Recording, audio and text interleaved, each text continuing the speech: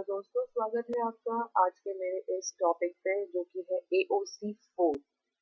AOC 4 हमें file करना होता है कंपनी के लिए, जिसमें हम कंपनी के फाइनेंशियल स्टेटमेंट्स की इंफॉर्मेशन इस फॉर्म के थ्रू फाइल करते हैं। तो बिना कोई टाइम वेस्ट किए हम इसको स्टार्ट करते हैं। आप जैसे कि स्क्रीन पे देख रहे हैं, मैं MCA के पोर्टल पे हूँ। इस पोर्टल पे जाके आपको सबसे पहले तो फॉर्म डाउनलोड करना है। तो MCA सर्विस के टैब पे जाके आपको यहाँ पे सेलेक्ट करना है, कंपनी फॉर्म्स डाउनलोड पे हम क्लिक करेंगे एंड देन यहाँ पे हमें अपना फॉर्म सेलेक्ट करना है जो कि AOC 4 है। तो हम एनुअल फाइलिंग वाले टैब पे आ जाएंगे।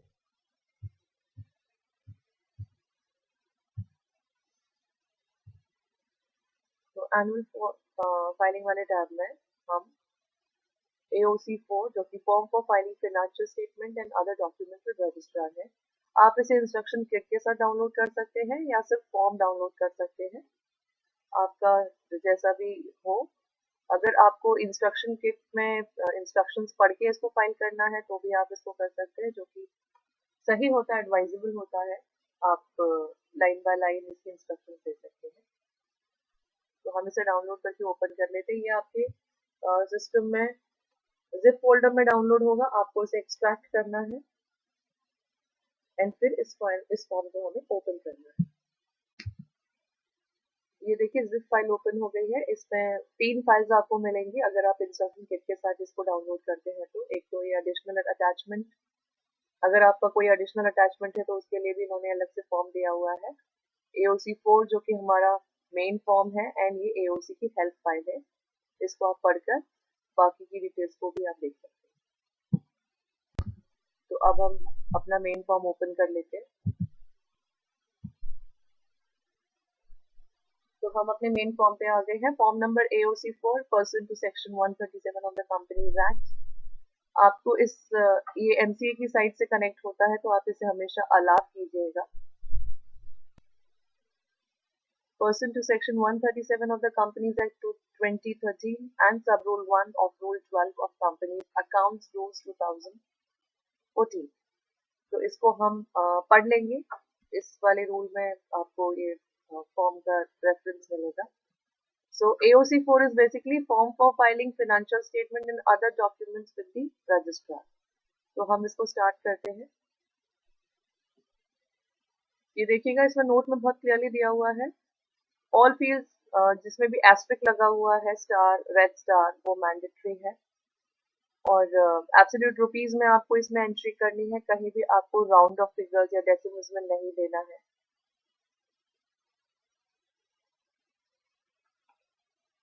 ऑथराइज शेयर कैपिटल की इंफॉर्मेशन अब हम इसमें डालेंगे। फॉर्म को 1 बाय 1 लाइन से भरना शुरू कर देते हैं।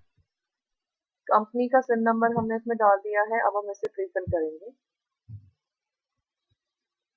प्रीफिल के लिए आपको डॉक्यूमेंट इंटरनेट कनेक्टिविटी के लिए पूछेगा, तो वो आपको ओके कर देना है।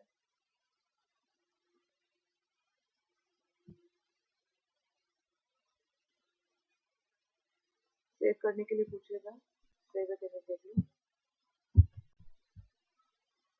तो ये प्रीफिल्ड इंफॉर्मेशन हमारी अब आ गई है।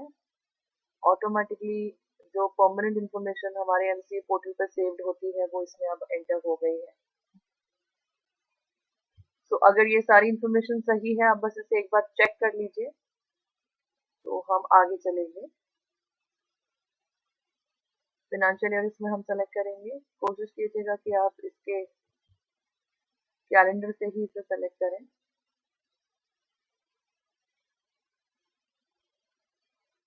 तो मैं इसमें अपना सेलेक्ट कर रही हूँ। तो हमने ईयर सेलेक्ट कर लिया है। हम इसमें date of board of directors की मीटिंग डालेंगे जिसमें हमारे स्टेटमेंट्स अप्रूव हुए हैं। तो in my case it is 1 October. Nature of financial statements में हम ड्रॉप डाउन में से सेलेक्ट करेंगे। तो हमारे जो है वो अडॉप्टेड फाइनेंशियल स्टेटमेंट्स है, ये हमने अडॉप्ट कर लिए, हमारे AGM में अप्रूव हो गए थे बोर्ड ऑफ डायरेक्टर्स में। Whether provisional financial statements filed earlier not applicable। adopted in adjourned AGM not applicable. आगे चलेंगे। दोस्तों फॉर्म एओसी के बारे में एओसी 4 के बारे में एक चीज और है कि आप उसे इंटरनेट एक्सप्लोरर वर्जन 9 या उसके ऊपर वाले वर्जन में यूज कीजिए। एंड एडोब रीडर 11 इसके लिए बहुत बेस्ट होता है, सो दैट आप बिना किसी इश्यूज के इस फॉर्म को इजीली भर पाएंगे। दूसरी चीज अभी हम ने अभी जो डिस्कस किया उसमें एओसी 4 जो है वो आपको जो हम फाइल कर रहे हैं अभी उसमें आपको ध्यान रखना है कि अगर एजीएम जैसे अभी हमने अडॉप्टेड सेलेक्ट किया है, अगर फिनेंशियल स्टेटमेंट्स एजीएम में अडॉप्ट नहीं हुए हैं देन अनअडॉप्टेड स्टेटमेंट्स जो है वो आपको with in 30 days of AGM file करना होगा, या तो फिर एक्सटेंडेड ड्यू डेट पर अगर आपने अप्रूवल लिया हुआ है तो। और अगर ये अडॉप्ट हो गया है तो ये with in 30 days of AGM file होगा। तो आपकी जब भी डेट एजीएम की होगी उसके विद इन 30 डेज आपको इसे फाइल कर देना है, आप इसका ध्यान रखिएगा। और अगर आपको रिवाइज फाइनेंशियल स्टेटमेंट्स फाइल करने हैं, जैसा कि ड्रॉप डाउन में हमने चेक किया था 3 ऑप्शंस आ रहे थे, 4 ऑप्शंस थे वहां पर, तो उसमें से एक अडॉप्टेड था, एक रिवाइज फाइनेंशियल स्टेटमेंट था, तो उन ऑप्शंस में से आपको इन्हें सेलेक्ट करना है। तो दोस्तों आपको ध्यान रखना है कि आप इस फॉर्म को बहुत पेशेंटली ध्यान से पढ़कर फिल करें। मैं आपको एक एक माइन्यूट डिटेल बताऊंगी, इसलिए आप एंड तक मेरे साथ बने रहिएगा। इस फॉर्म को अपलोड कैसे करना है मैं आपको वो भी इंफॉर्मेशन दूंगी, कैसे करना है हमें करके दिखाऊंगी। तो जैसे कि मैं अपने सारे ही फॉर्म्स ऑनलाइन भरना बताती हूँ, उसे ऑनलाइन सबमिट करना बताती हूँ, तो आप एंड तक बने रहिए सो दैट जब आप इस फॉर्म को भरें तो आपको बिना किसी इशू के आप इसको इजीली अपलोड कर पाएं। तो details of directors, manager, secretary, CEO, CFO who have signed the financial statements की इंफॉर्मेशन डालेंगे। मैं इसमें प्री फिल ऑल करूंगी, तो पहले हम इसमें एक वैलिड डिन नंबर डालेंगे एंड फिर उसको हम प्री फिल करेंगे। तो मैं इसमें डिन नंबर डाल देती हूँ अपने डायरेक्टर्स के, जितने भी डायरेक्टर्स ने फिल किया है, साइन किया है, उनका हम नंबर डाल देंगे। तो मैंने इसमें डिन नंबर डाल दिया है, मैं प्री फिल करूंगी। डेट ऑफ फाइनेंशियल स्टेटमेंट भी हम डालेंगे, ये हमने बोर्ड मीटिंग वाली डे पे भी इसको साइन कर दिया था। तो जैसे कि मैंने आपको बताया, आप कोशिश कीजिए कि आप अपने इस कैलेंडर से ही डेट को सेलेक्ट कीजिए। अब वो प्री फिल ऑल नाउ, तो देखिए ये प्री फिल हो चुका है। Date of board of directors meeting in which board report referred, हम इसमें डेट डाल देंगे, board of directors meeting date, इसमें भी हम दिन नंबर डाल देंगे। तो मैं कॉपी पेस्ट कर लूंगी ऊपर से ही।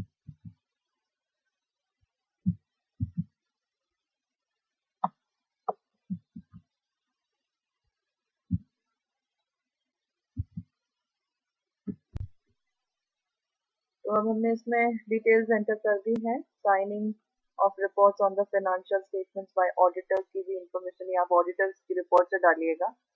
वेदर एजीएम हेल्ड, यस, तो हमें एजीएम की डेट डालनी है।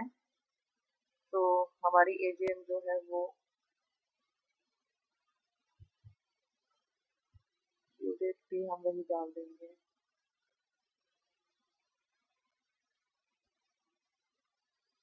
Whether any extension for the financial year or AGM granted, this is a है नहीं। So whether the company is a subsidiary company as defined, तो मेरे केस में नो है, so it's not a subsidiary company। मैं इसमें details भर के आगे चलूंगी। whether company has a subsidiary company, no। अगर आपके पास ऐसी कोई कंपनी है तो आप इसको फिल करके आगे चलिएगा। नंबर ऑफ ऑडिटर्स, हम इस वाले सेल में हम ऑडिटर्स की इंफॉर्मेशन डालेंगे। तो आई हैव वन ऑडिटर, तो हमें उसका पैन नंबर और अब हम ऑडिटर की इंफॉर्मेशन इसमें भरेंगे। ऑडिटर का पैन नंबर डालते ही इट्स एन ऑडिटर फर्म, तो रजिस्ट्रेशन की इंफॉर्मेशन डालते ही वो ऑटोमेटिकली प्री फिल कर लेगा। सो प्री फिल पे क्लिक करते ही उसने अपनी ये इंफॉर्मेशन प्री फिल कर दी है। तो हम आगे चलेंगे। Whether schedule 3 of the companies act is applicable, तो हम इसमें यस कर देंगे। हमारी टाइप ऑफ इंडस्ट्री हम इसमें डालेंगे commercial and industrial. Majority cases में कमर्शियल एंड इंडस्ट्रियल ही आपको सेलेक्ट करना है।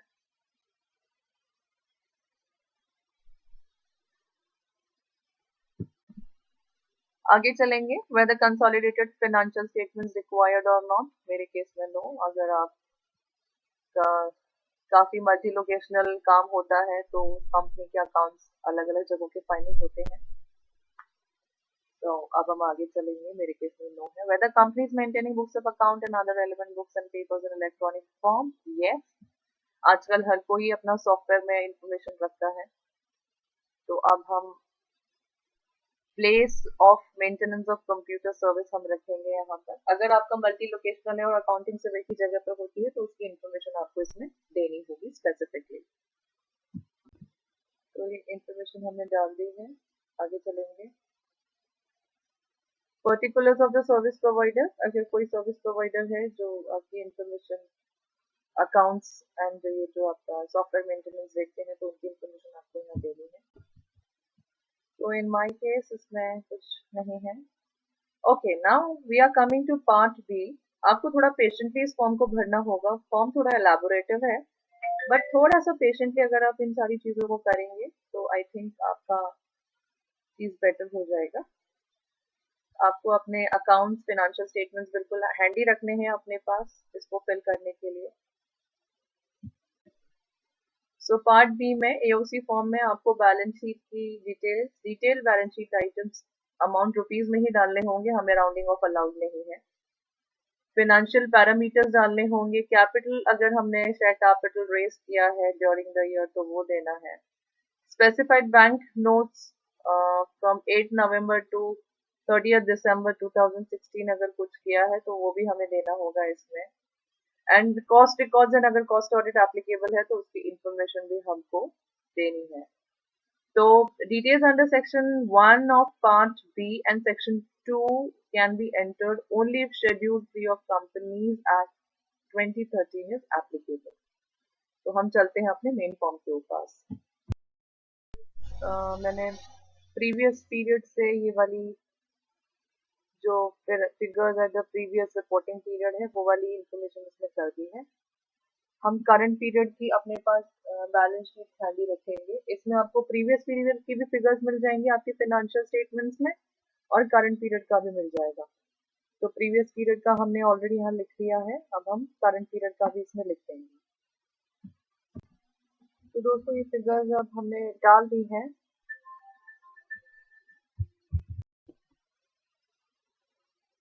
तो ये फिगर्स अब हमने डाल दी हैं।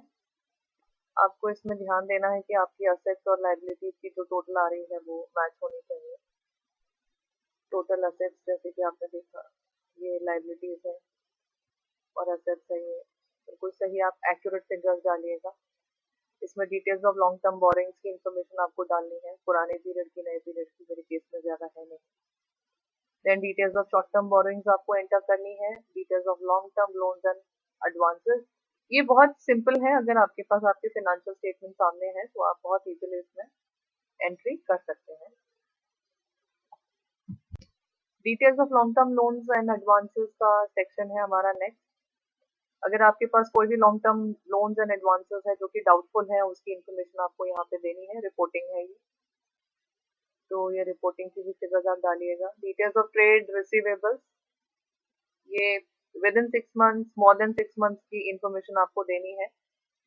तो ये इसकी भी एंट्री हमने कर ली है। नेक्स्ट हम चलेंगे financial parameters, balance sheet items, amount in rupees as on financial year end date. तो अगर आपके पास इनमें इस वाले ऑप्शन में भी फिगर्स हैं तो आप डालिएगा शेयर एप्लीकेशन मनी गिवन या share application money given during the reporting period. तो ये आपको इन्फॉर्मेशन इसमें देनी है। Received, due for refund, paid up capital held by foreign company. तो ये सारी शेयर्स की इंफॉर्मेशन है, डिबेंचर्स की इंफॉर्मेशन है, matured, unmatured, unpaid dividend, investment in subsidiary companies. अगर आपके पास ये फिगर्स यहाँ है तो आप इसमें डालिएगा। मेरे केस में ये 0 है, मैं आगे चल रही हूँ, हम इसे स्किप कर रहे हैं। तो बिल्कुल नहीं छेड़ रहे. Whether any operating lease has been converted to financial lease or vice versa, तो no है ये मेरे case. So let's move ahead. Net worth of the company आप इसमें डाल दीजिए. आपकी नेट वर्थ जो है बैलेंस शीट पे देखिए उसे आप एंटर कर दीजिए. Then you have gross fixed assets. ये ग्रॉस फिक्स असेट्स है यानी कि डेप्रिसिएशन से पहले की अमाउंट है. This is the depreciation amount जो आप यहाँ एंट्री करेंगे. Miscellaneous expenditure to the extent not written off और एडजस्टेड. काफी केसेस में होता है तो आप यहाँ पे एंट्री कीजिएगा. मेरे केस में नहीं है. Share capital raise during the reporting period. अगर आपने during the year equity share या प्रेफरेंस शेयर के जरिए कोई भी आपने शेयर कैपिटल अपनी कंपनी का बढ़ाया है तो आपको उसकी इंफॉर्मेशन यहाँ देनी है. Whether it was a public issue, bonus issue, rights issue या प्राइवेट प्लेसमेंट, तो इसकी आपको इंफॉर्मेशन यहाँ देनी है. एम्प्लॉय स्टॉक ऑप्शन प्लान जो आपने एक्सरसाइज किया हो उसकी इंफॉर्मेशन आपको यहाँ देनी है. Details related to cost records and cost audit. Manufacturing company है अगर आपकी, तो अगर आप स्पेसिफाइड क्राइटेरिया में फॉलो होते हैं जिसमें आपको एक कॉस्ट रिकॉर्ड्स और कॉस्ट ऑडिट कराने की कंपलसरी रिक्वायरमेंट है तो वहाँ पे आप इसको भरिएगा. तो मेरे केस में इट इज़ नॉट मैंडेटरी तो मैंने इसको नो किया है. आगे चलेंगे. अभी हमारा सेगमेंट 2 है information for particulars in respect of P&L. अब जैसे हमने बैलेंस शीट की इन्फॉर्मेशन अभी भरी है वैसे ही हम P&L की भरेंगे इसके अंदर. तो मैंने ये जो प्रीवियस ईयर्स की फिगर है वो फटाफट पुराने फॉर्म से ही देख ली है. या तो फिर बहुत सिंपल भी होता है कि आप अपने पास P&L अकाउंट हैंडी रखिएगा तो उसमें current year and previous year की दोनों फिगर्स साइड बाय साइड होती हैं तो इमीडिएटली वहां से आप देखकर यहाँ लिख सकते हैं. तो मैं इसकी भी एंट्री यहाँ कर देती हूँ. तो P&L की भी इंफॉर्मेशन अब हमने डाल ली है इसमें. तो अब हम आगे चलेंगे. करंट टैक्स, डेफर्ड टैक्स, ये सारी इंफॉर्मेशन आपको इसमें फिल इन करनी है. अर्निंग्स पर शेयर भी आपको इसमें डाल देने हैं.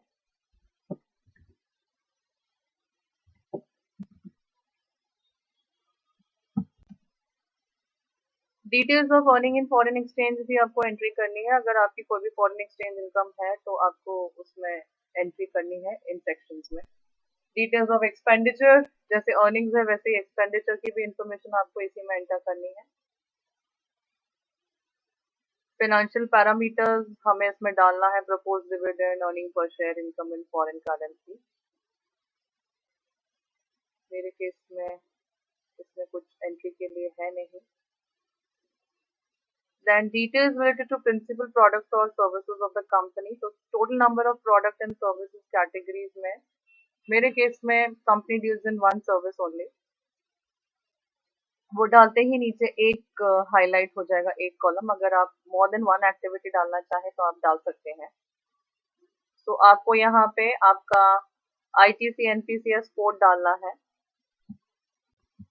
तो इस कोड के लिए please refer to Indian trade classification based on harmonised commodity description and coding system issued by the Ministry of Commerce and Industry for product codes and National Product Classification for Services, NPCS code जिसे कहते हैं, for services codes issued by Ministry of Statistics and Program Implementation, Government of India. तो हम उसी में से इसको देख के यहाँ पे एंट्री कर देंगे.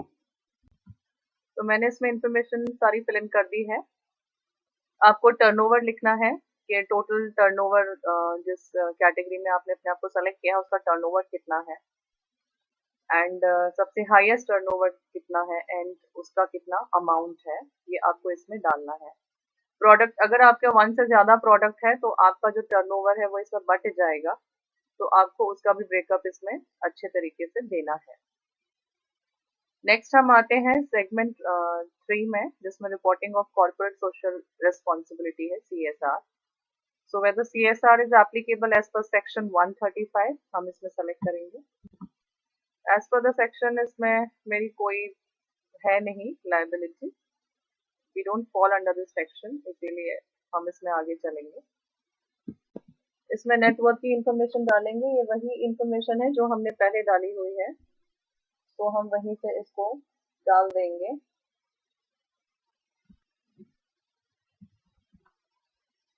Average net profit of the company for last 3 financial years as defined in explanation to subsection 5 of section 135 of the act. हमें इसमें एवरेज नेट प्रॉफिट डालना है लास्ट 3 ईयर्स का, वो हम कैलकुलेट करके डाल देंगे। वैसे तो ये सेक्शन हमारे लिए एप्लीकेबल है नहीं, तो हम इसको स्किप भी कर सकते हैं, तो मैं इसे स्किप करना प्रेफर करूंगी। अननेसेसरी एक्स्ट्रा इन्फॉर्मेशन देना इज ऑल्सो नॉट गुड। आगे चलेंगे, अगर आपने CSR एक्टिविटी किसी इम्प्लीमेंटिंग एजेंसी से कराई है तो उसकी इंफॉर्मेशन आपको यहाँ देनी है। तो ये भी मेरे लिए कोई इम्पोर्टेंट है नहीं to give any information here because ये एप्लीकेबल नहीं है।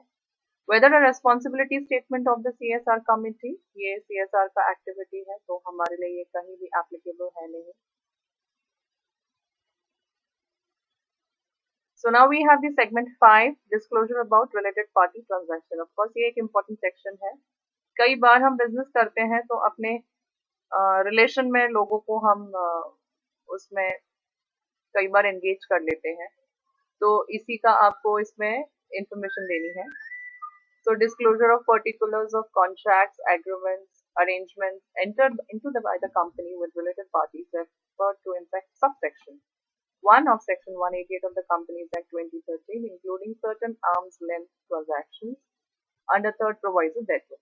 So number of contracts or arrangements or transactions not at arm's length basis, तो arm's length basis पे ही अगर आपने किया है, जैसे किसी और से करवाते तो भी उसको वही देते, तो ये आर्म्स लेंथ प्राइसिंग के ऊपर नॉर्मली रिलेटेड पार्टी के डिस्क्लोजर्स होते हैं, तो उसमें आप थोड़ा कॉशियस रहिएगा, कहीं भी कोई भी रॉन्ग इन्फॉर्मेशन नहीं दीजिएगा।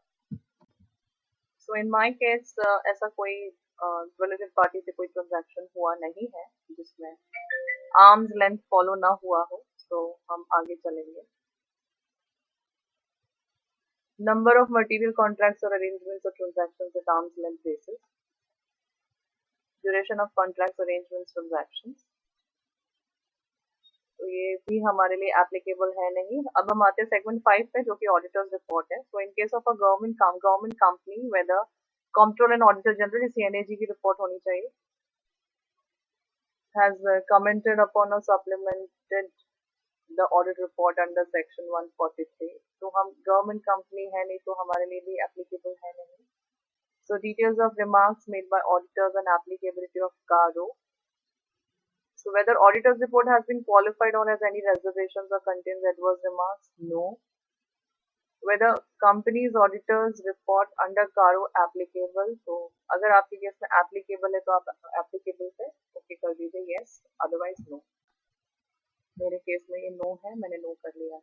So we have that segment 6 miscellaneous. Whether the secretarial audit is applicable? आपके केस में yes है yes कीजिए, मेरे केस में no है, मैं no कर देती हूँ। Then we move to this. Whether detailed disclosure with respect to or director's report under subsection 3 of section 134 is attached? Yes. Disclosures with respect to director's report लगे हुए हैं, तो वो हम करेंगे। अब हम आगे हमारे सबसे लास्ट वाले ऑप्शन पे जो कि अटैचमेंट्स है। तो अब हमें इसमें अटैचमेंट लगाना है financial statements duly authenticated as per section 134 including board report, auditors report and other documents. ये कंपलसरी डॉक्यूमेंट है जिसे आपको लगाना होगा। इसमें एस्टेरिस्क लगा हुआ है, इसके बिना ये फॉर्म आप अपलोड नहीं कर पाएंगे। कंपनी CSR पॉलिसी, अगर आपका पास CSR एप्लीकेबल है तो आप इसका भी अटैचमेंट लगाइएगा। Details of other entities, details of remaining CSR activities, optional attachments, आप जो भी लगाना चाहें आप उसमें लगा सकते हैं। अटैचमेंट्स लगाने के बाद हमारे पास बचता है डिक्लेरेशन। ऑफ कोर्स ये बहुत इंपॉर्टेंट है। मैंने आपको पहले वाले वीडियो में भी बताया है कि डिक्लेरेशन वही डायरेक्टर दें, वही डायरेक्टर साइन करें जो कंपनी के रेगुलर फंक्शंस में एक्टिवली पार्टिसिपेट करते हैं। बिकॉज कल अगर कोई भी नोटिस आएगा देन आप आंसरेबल हैं। समन्स आएंगे तो डायरेक्टर के इंडिविजुअल नाम पर आते हैं एंड नॉट नेसेसरी कि समन्स के साथ आपको वो आपके जो लीगल एडवाइजर्स हैं उनको जाने दें, तो समन्स आपको ही फेस करने हैं, so you have to be cautious. तो मैं इसमें डिटेल्स डाल देती हूँ। तो अब हमने ये वाली डिटेल्स भी एंटर कर दी हैं एंड अब हमारे पास हम इसे चेक फॉर्म कर सकते हैं।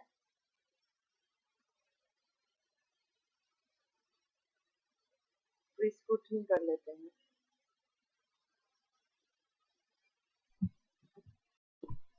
चेक फॉर्म करने पे कोई भी डिस्क्रिपेंसी होगी तो बता देंगे, तो हमें उसके अकॉर्डिंगली हमें उसमें एंट्रीज कर देनी है, एंड अकॉर्डिंगली फिर हमारा फॉर्म बिल्कुल रेडी हो जाएगा सिग्नेचर्स लगा के, पूरी स्क्रूटनी करने के लिए सिग्नेचर्स एंड अटैचमेंट्स लगा के।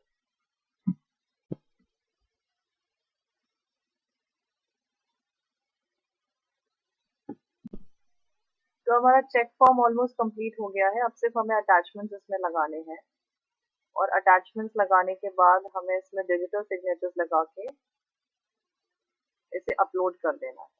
तो आई होप आपको ये वीडियो अच्छा लगा होगा, तो आप इसको लाइक शेयर सब्सक्राइब जरूर कीजिएगा। तो मिलते हैं फिर हम अपने नेक्स्ट वीडियो में।